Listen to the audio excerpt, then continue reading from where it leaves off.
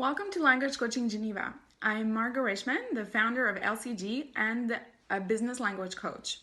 Today, I'm going to talk about the business English term leverage. As a verb, it's the idea of using something you already have to ultimately achieve something new or greater. For example, the company wants to leverage its brands more effectively. Or, with leverage, an investor can put in $100,000 and buy $200,000 worth of stock, expecting a higher return on investment.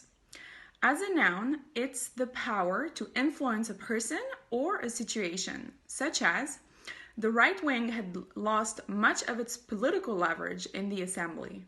Thank you for watching. I hope that this video inspires you to use this business English term in a professional context.